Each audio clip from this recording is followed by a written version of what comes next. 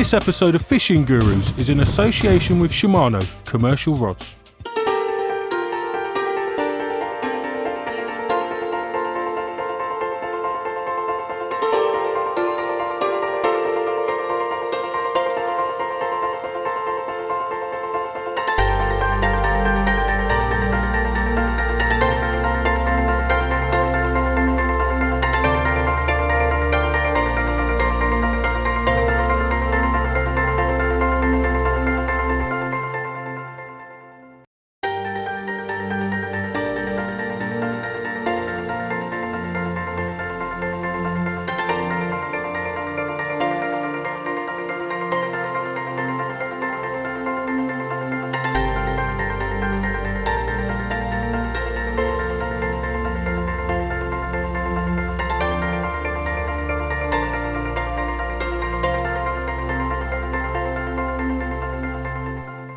Welcome to a brand new series called Fishing Gurus. I'm Alex Bones, and over the coming weeks we'll be joined by some top anglers.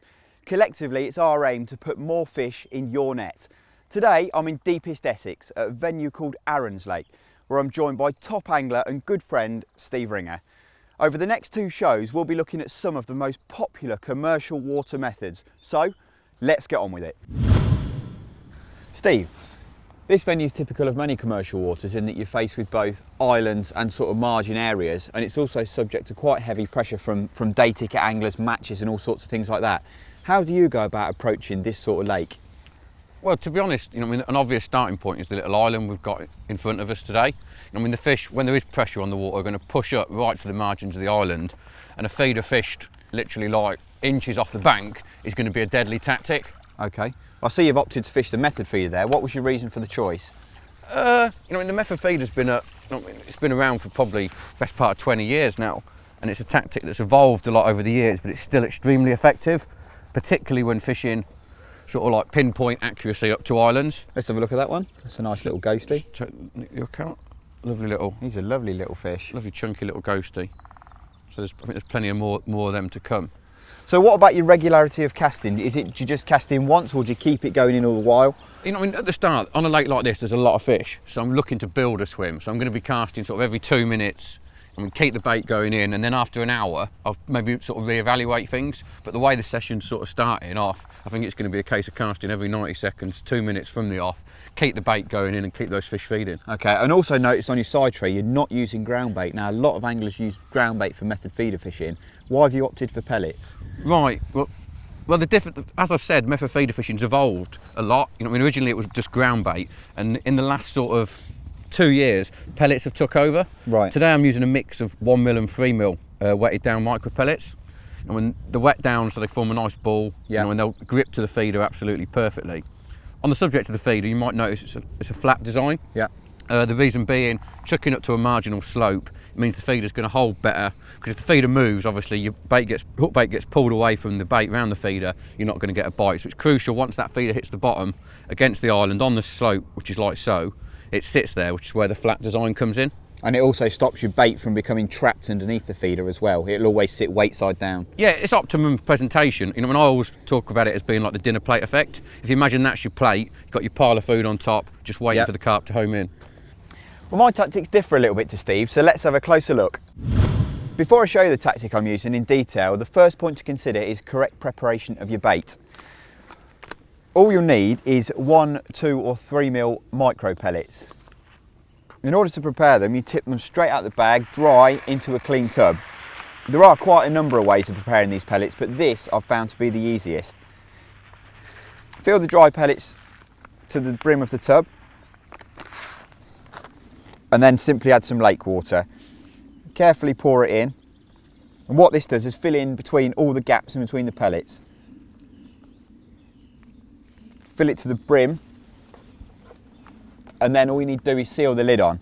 With the lid tightly sealed on, you can leave the pellets for an hour to an hour and a half, and they'll be perfect. What you're looking for is the pellets to take on all the water, and they'll become soft and spongy. You'll know when they're ready because you'll be able to form a soft ball that will break apart easily. Now let's have a closer look at the tactic.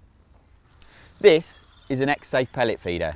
It's similar in principle to Steve's method feeder setup in that it revolves around using a short, strong hook length. It's purposely designed for use with fishery pellets and micro pellets and is ideal for fishing in both open water and close to islands. It's really easy to load. The beauty about this is that you can tuck your hook length inside the feeder. If you push it in with the thumb on the left hand, scoop some micros to 3/4 fill the feeder like that, place the hook bait on top and then cover again with pellets. What you're left with is a tightly compact feeder full of bait that delivers a small parcel of feed. You can place this right next to islands where the reeds and sedges grow that pressured fish love to reside. Well, for Steve, the action's thick and fast, so it's about time I got a rig in the lake.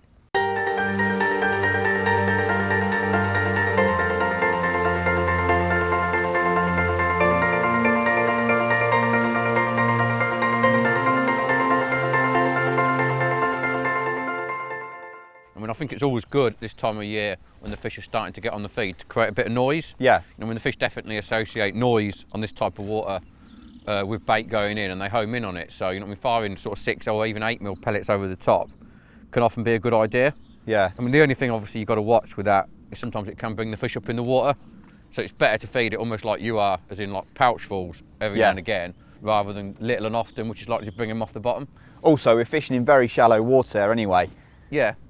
Yeah, sometimes I think they can be unsettled by bait landing on them, but like by feeding like a couple of times really quickly and then waiting for the fish to move in over the top of it, I think that's the best way of doing it.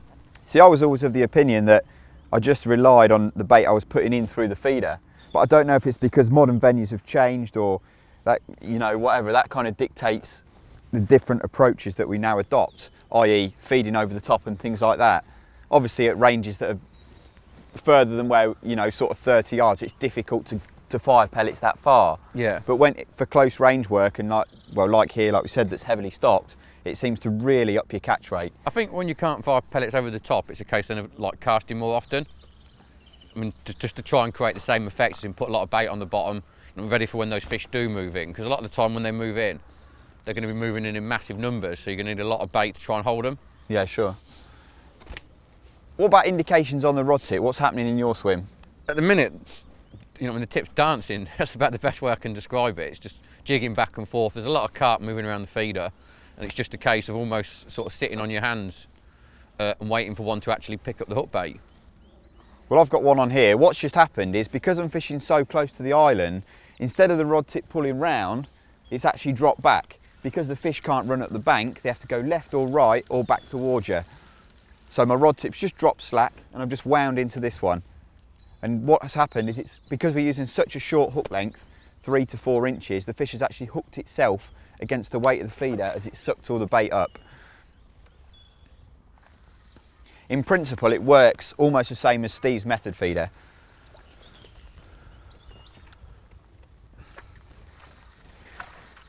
That's a small one, isn't it, Steve? Yeah. You've had some much bigger ones than that.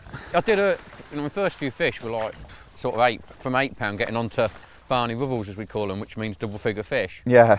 But there does seem to be a massive mixture of sizes in this lake. At the end of the day, it's all about bites. Yeah. That's what we're getting at the minute, which is, great. Well, we certainly can't grumble at the action here at the minute, can we? No, at times it's been like I've struggled to actually make up more than one feeder on it to go. The tip's been going around that quick. I've actually just caught this one on a banded 6 mil pellet as well, but you've had some success using an 8 mil today. Yeah, to be honest, I've got 4 or 5 feeders on the go, ready made up, so when I reel in, I can literally clip them on and off. Oh, there's a bite. And I've been alternating between 6 and 8 mil pellet. One thing I've noticed is like the 3 or 4 fish that have been 8 pound plus have all fell for the 8 mil pellet. Right. And whether that's coincidence or not, but I just think it shows it can pay, even when fishing the method, to vary your hook baits. Yeah, and not just between pellets either. You'd often try boilies and other things. Yeah, I've got a variety of different baits with me, but the minute, say, when the hard pellets are doing the job, just by alternating between the 6 and 8 mil, bites are coming pretty much fast and furious. Yeah. Like I say, it's nice just to put a bigger bait on sometimes because you think it might get you a bigger fish. Yeah. The fish can single it out easier against the feed. Yeah, I think so. It's a little bit, not that these carp are small, but like a big 8 mil pellet, might just stay on the bottom long enough for that 8-10 pound fish to find it, instead of one of these 2 to sort of 4 pounders which we're catching. There we go. Whoa, here's a lively one. In any case, it's always nice to be catching fish. I mean, that's what we all go fishing for, to enjoy the scenery and to catch a few, get a few bites.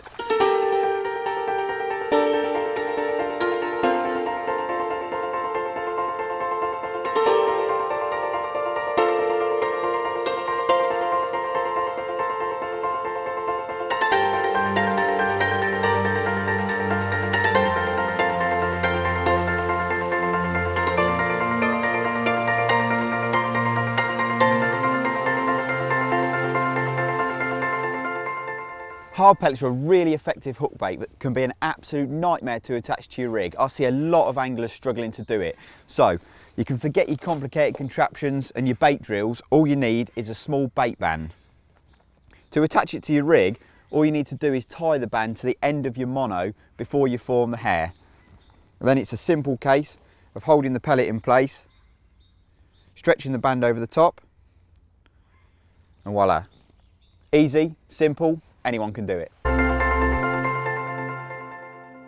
This episode of Fishing Gurus is in association with Shimano commercial rods. So Steve, you've turned up at a commercial water. What do you usually base your swim choice around? There's a few things I'll look for. The first one is any obvious features, such as islands, rush beds, anything that's going to be a natural sort of fish holding spot. Carp in particular love to patrol the margins of islands.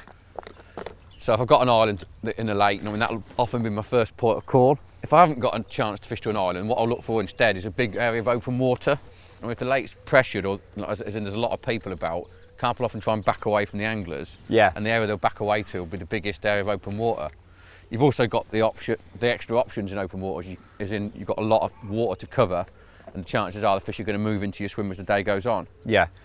And will you often feed a second area or just fish one main swim? It'd be very rare I'd just fish one main swim. Obviously I'd start off targeting the island margins, and I'd probably feed a swim maybe halfway, back, just for later on, because what you'll find is the first couple of hours you should catch really well against the margins, and as the session progresses and the fish maybe get a little bit more confident, they'll drop down into the deeper water. And it's often when you drop down into the deeper water you can sometimes catch the bigger fish. Okay, so you see a lot of people fishing the commercials. They'll turn up, cast out, they might have one or two fish and then nothing. Why do you think that is? I think a lot of it is, I've always sort of been a believer in that when you're fishing commercials, the harder you work, the more you catch. So I think people tend to catch a couple and then they almost get a little bit lazy. It's the key to sort of building a swim on a commercial is to keep busy. Keep casting, particularly on the feeder. Like we're both casting sort of every couple of minutes. Yeah. It builds too easy. Even if you're not getting bites. Yeah, what you tend to find is you'll get a little burst of 5 or 6 bites, quick as you can get in, then maybe nothing for 20 minutes. And it's easy in that sort of quiet spell just to chuck it out, fold your arms, and just wait for a bite. Whereas you'd be much better, just keep working the swim, keep the bait going in, ready for when them carp come back round that island again. So when they do so, there's a nice pile of bait and you're going to be able to hold them again for maybe another 20-minute, half an hour spell. Yeah.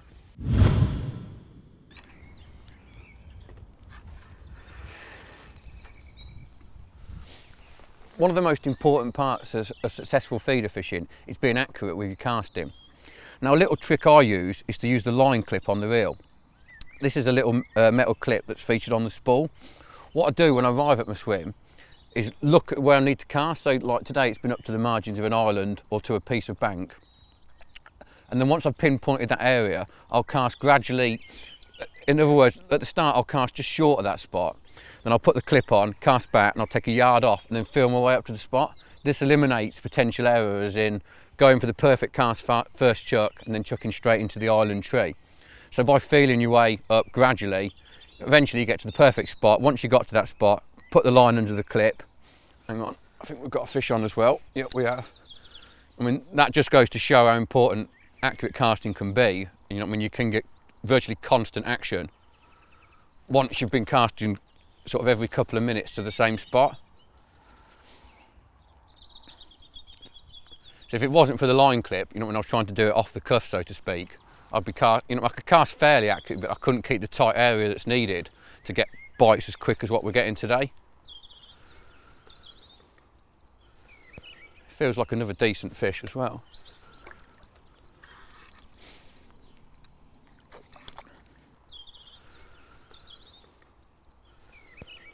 There you go.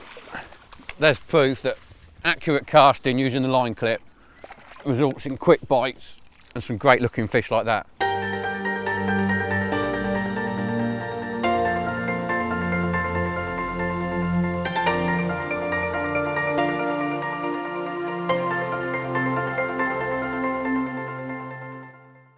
Steve, the action was thick and fast this morning, but as it's moved on into the afternoon, we're experiencing a bit of a slow period. This is quite typical of commercial carp venues. What's the best thing to do in this situation?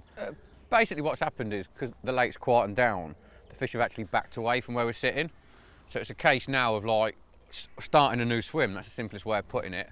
I mean, going away from the old swim, looking for a new area that's possibly going to hold a few fish. Yeah. I mean, the best bet is to look for somewhere quiet, like a quiet bit of bank that's maybe not seen any activity for a while. Yeah. And target that. Well, there's a rush bed over there that we've both opted to fish to, away from the main island swim that we were targeting. And it does seem to be producing a few fish now. Yeah, all that's happened is, as you said, we had brilliant action this morning off the island, but we did catch a lot of fish in a very short space of time. So, and because there's room on the lake now, the fish are just backed away to a quieter area.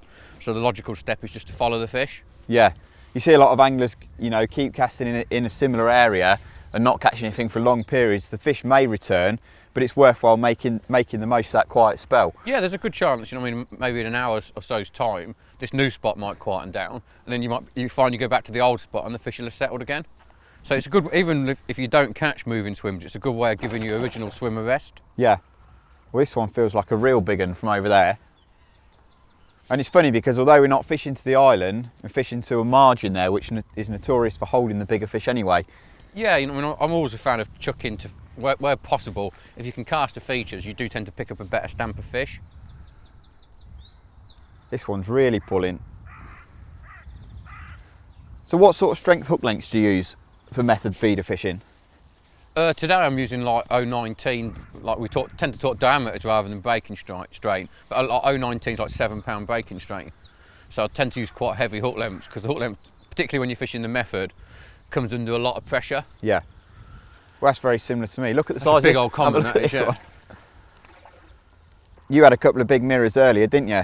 Yeah, let's say I had some big fish early on, but that's the biggest fish you've had by a long way.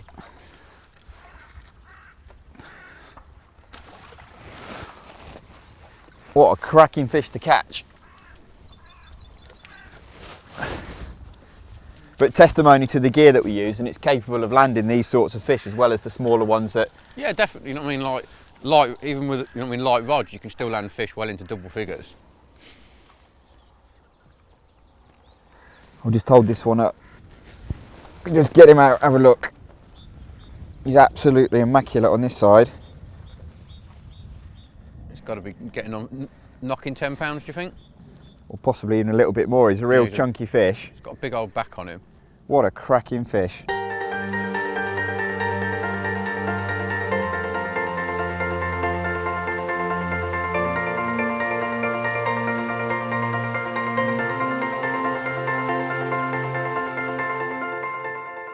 Steve, we're both using elasticated feeders today. I'm using a pellet feeder and you're using a method feeder. They both feature the same elastic system. Just talk us through it. Yeah, I've always been a fan of using elasticated feeders where they've been allowed. The reason being, from my point of view, I feel as though they minimise hook pulls. This is particularly the case when you've got the fish under the rod top and it's sort of nodding its head. The elastic does the work. Yeah. It just cushions any sort of stress on both the hook length and the hook hold itself. So it means more fish in the landing net, which at the end of the day is what it's all about. Yeah, sure. Well, in the past, elasticated feeders have received quite a lot of bad press. We use a unique system. Yeah, you know, one of the problems with elasticated feeders is they've been very much what we call tether rigs, whereby if the main line should break above the feeder, there's no way, if a fish happens to pick the feeder up, it's going to be very difficult for it to get rid of it, even with barbless hooks, due to the elastic system. But with the X-safe system, what happens is, should the main line break, you still lose your feeder, but at the same time, the elastic can just pull out the bottom of the feeder, so you're not going to leave a carp potentially trailing a feeder along the bottom with elastic on, which it's going to find very difficult to get rid of. So it's a totally safe system. So it still incorporates all the benefits of elastic, whilst at the same time having the safety almost of an inline system. Yeah, exactly. One thing I do want to touch on is the actual strength of the elastic inside the feeder. Yeah, I mean, people do ask, and they do worry about the actual elastic breaking. Well, the elastic is never going to break before the line, so it's something you've not got to worry about. When you're playing fish, the elastic isn't going to break. You know what I mean? It stretches probably seven times its actual length. So even when you've got a fish under the rod top, you're only putting minimal pressure on it. Also, when we're both fishing, we're always constantly making up feeders while we're going along, so you can clip them on and off. Just run us through the system involved with this. Yeah, while I'm waiting for bites, what I like to do is make up 4 or 5 different method feeders, different hook baits on. The idea being it saves time, so when you get into a run of fish, I can unhook a fish, literally pull the tail rubber up onto the main line, and I've got a little loop in the end of the main line. Just pull it out of the clip, pick up another method feeder which is ready loaded, slide the clip inside the loop, back down with the tail rubber, and I've got a baited method feeder straight back in the swim. It just saves a lot of time. And when you get little bursts of fish, which you tend to do with method feeder fishing, it can mean an extra couple of fish in a short spell of time. Yeah, sure. Well, simple as that, and it helps you maximise your session. Yeah. Okay, let's have a look at baits and hook baits in a bit more detail.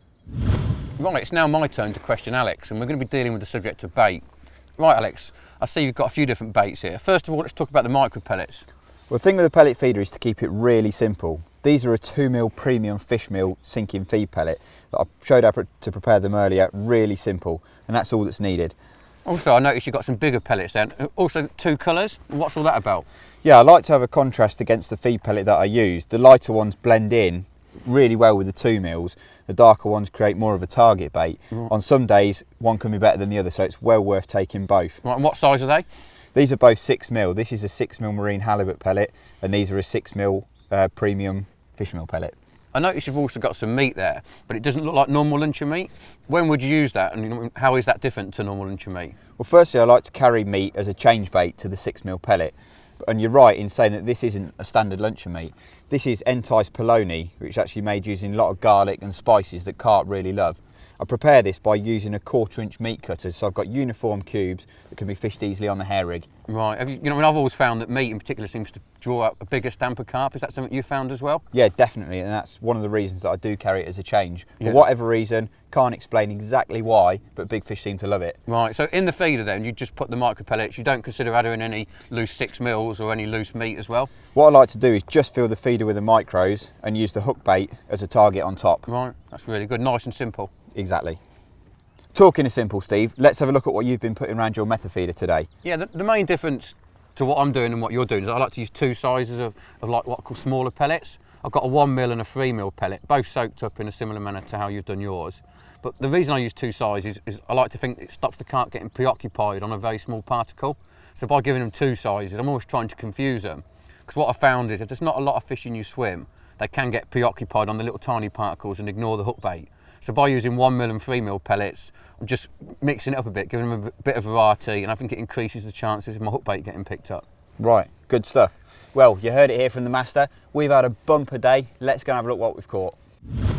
Well, we've got 2 fantastic nets of carp here. We've had to work quite hard for them throughout the day, but I think we've certainly proved how effective both the pellet and the method feeder can be. Yeah, definitely, and there's nothing quite like a fantastic day's fishing. That's certainly what we've had here today at Aaron's Lake.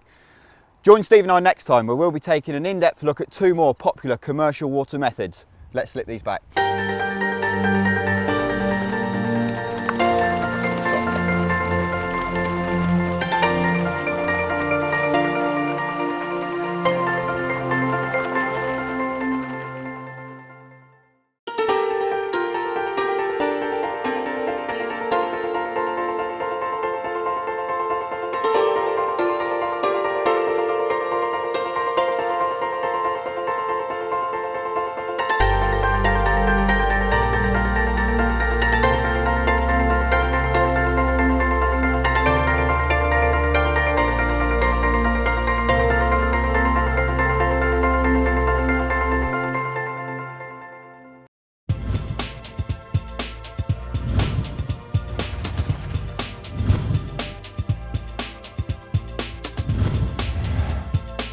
This episode of Fishing Gurus is in association with Shimano Commercial Rods.